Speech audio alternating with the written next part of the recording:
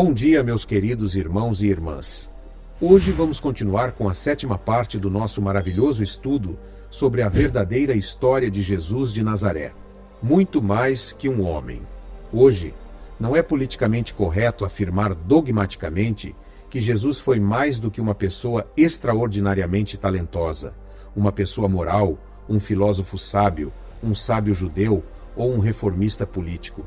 Nem é aceitável dizer que seus ensinamentos são o único caminho para uma vida além da morte e para a paz duradoura no mundo. Afinal, vivemos em um mundo que não gosta de tais absolutos. Assim, ao longo da história, surgiram todos os tipos de ideias sobre Jesus de Nazaré. Por que há tanta controvérsia sobre um homem? Ele aparece regularmente na capa de revistas semanais. Mais livros foram escritos e mais trabalhos acadêmicos foram realizados sobre este mestre judeu da Galileia do que sobre qualquer outro homem que já viveu. Ele nos assegura que provará isso ao mundo inteiro quando vier à Terra uma segunda vez em glória, majestade e poder sobrenatural divino que surpreenderá pessoas em todo o mundo. O relato se esforça muito para explicar que ele não tinha um pai humano, mas que seu pai era o próprio Deus. Ora, o nascimento de Jesus Cristo foi assim. Estando Maria, sua mãe, desposada com José, antes de se ajuntarem, ela se achou grávida pelo Espírito Santo. Na cultura deles, noivo significava que o acordo para o casamento era vinculativo, mesmo que o casamento em si ainda não tivesse ocorrido. Tanto José quanto Maria sabiam que não tinham tido uma união física, e Maria certamente sabia que era virgem. Mas José, naturalmente, questionava por que sua noiva estava grávida e se preocupava em como lidar com essa crise. Então José, seu marido, sendo justo e não querendo expô-la publicamente à vergonha pública, resolveu deixá-la secretamente. Mas enquanto pensava nisso, eis que um anjo do Senhor lhe apareceu em sonho e disse: José, filho de Davi, não tenha medo de receber Maria, sua esposa, pois o que nela foi gerado é do Espírito Santo.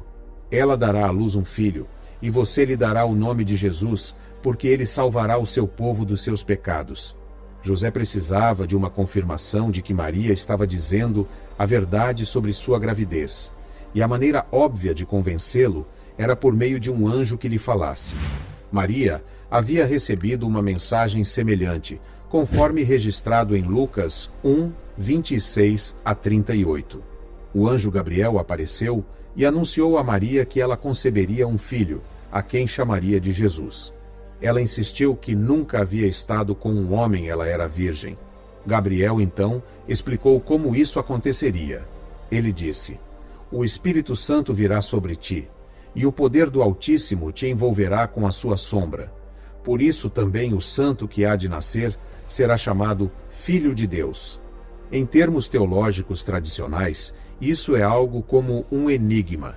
Jesus reconheceu que Deus era seu pai, mas nos é dito que o que Maria concebeu em seu ventre foi pelo Espírito Santo. Deus, a quem Jesus se referiu como seu pai, usou seu próprio poder, referido como o Espírito Santo, para gerar Jesus no ventre de Maria. Portanto, Jesus é o Filho de Deus por nascimento. Mateus, escrevendo sob inspiração divina, explicou o significado da mensagem do anjo a José, mostrando que ela cumpria a profecia de Isaías sobre o nascimento virginal de Emanuel, que significa Deus conosco. Isso era o que o anjo estava dizendo, e o que Deus havia predito muito tempo antes. Quem era Jesus antes de seu nascimento humano? A declaração mais definitiva e clara sobre Jesus antes de seu nascimento humano está registrada nos primeiros versículos do Evangelho de João. João, o discípulo mais próximo de Jesus, faz questão de explicar que este Jesus não era um homem comum. No princípio era o Verbo, e o Verbo estava com Deus, e o Verbo era Deus. Quem era esse Verbo? E o Verbo se fez carne e habitou entre nós, e vimos a sua glória, glória como a do unigênito do Pai, cheio de graça e de verdade. João continua explicando que o Verbo que se fez carne e habitou entre nós era Jesus de Nazaré. Ele também nos dá declarações explícitas e definitivas, contendo detalhes importantes sobre Jesus antes de seu nascimento humano. O Verbo estava no princípio com Deus. O princípio de quê?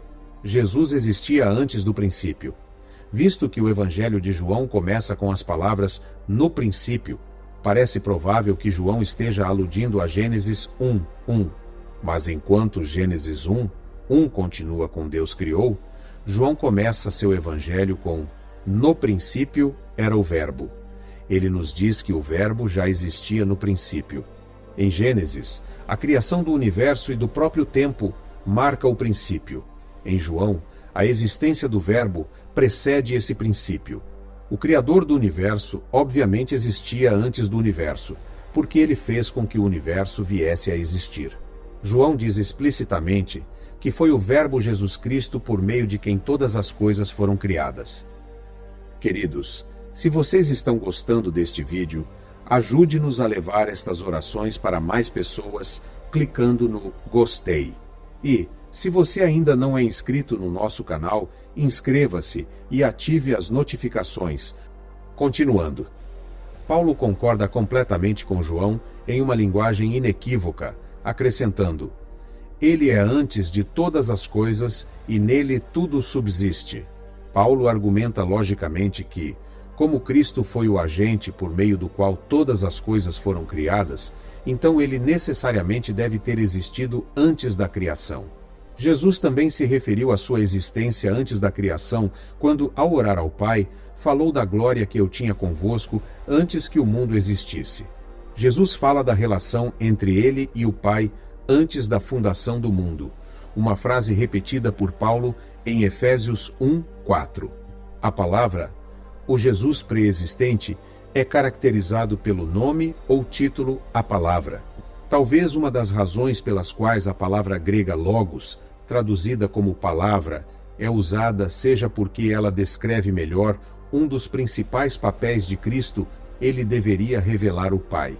Logos significa a expressão do pensamento.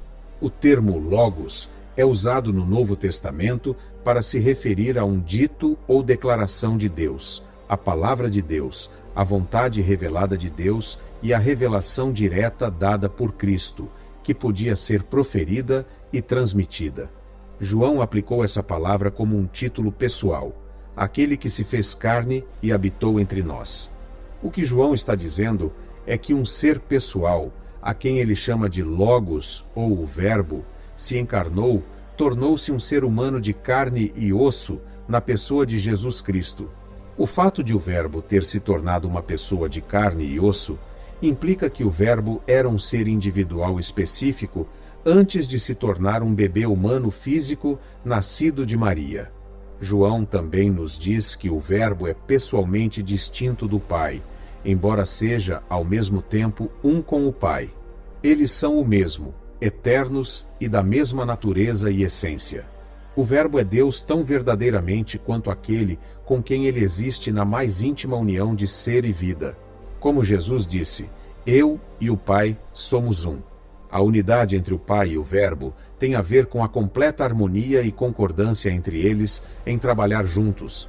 Não que eles constituam apenas um ser, como a teoria trinitária ensina erroneamente. Quem é Deus?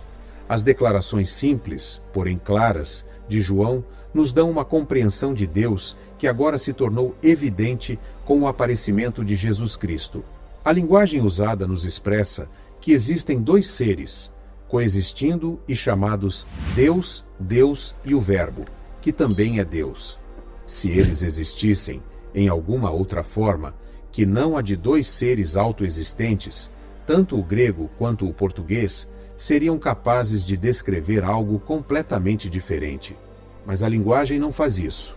Ela fala claramente de dois, juntos, ambos sendo Deus. Se houvesse apenas um, sozinho, João não teria dito, o Verbo estava com Deus. Surge então a questão, se Jesus era o Verbo e, portanto, Deus, como poderia Deus, que é infinito, tornar-se finito? O que aconteceu com o Verbo no momento em que ele se tornou um óvulo gerado com vida pelo Pai no ventre de Maria? Não sabemos exatamente como Deus realizou esse milagre, mas é evidente nas Escrituras que Deus poderia se tornar um ser humano físico e, portanto, estar sujeito a uma existência física finita, limitado ao tempo e ao espaço, sujeito à dor, ao sofrimento e à morte, e à tentação. E Jesus fez isso.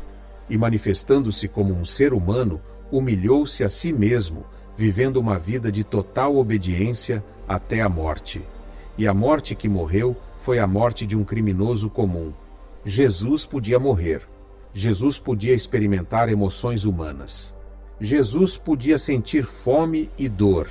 Ele podia agonizar diante da perspectiva da dor e da morte. Mas somente se ele se tornasse um ser humano físico. E foi o que ele fez. E quem era ele? Ele era a mesma pessoa que sempre fora, tendo inclusive memórias de sua eternidade passada com o Pai. Observe a oração de Jesus em João 17:5.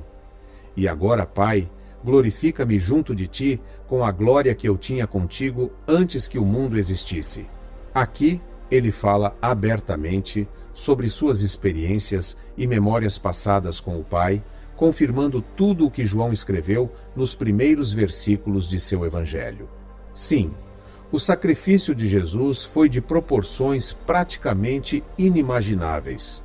E saber quem ele era e o que ele voluntariamente abdicou deve fazer toda a diferença para você e para mim, ao compreendermos a enorme magnitude de seu sacrifício. Pai nosso no céu, teu nome seja mantido santo. Venha teu reino, tua vontade seja feita na terra como no céu. Dá-nos o alimento necessário para hoje. Perdoa-nos pelo que fizemos de errado, como perdoamos a quem nos fez coisas erradas. E não nos conduza à provação severa, e mantém-nos a salvo do maligno, porque o reino, o poder e a glória são teus para sempre. Senhor, peço agora que abençoe os lares e as famílias de todos que acompanharam esta oração.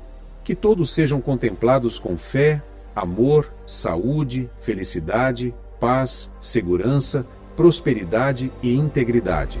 Amém.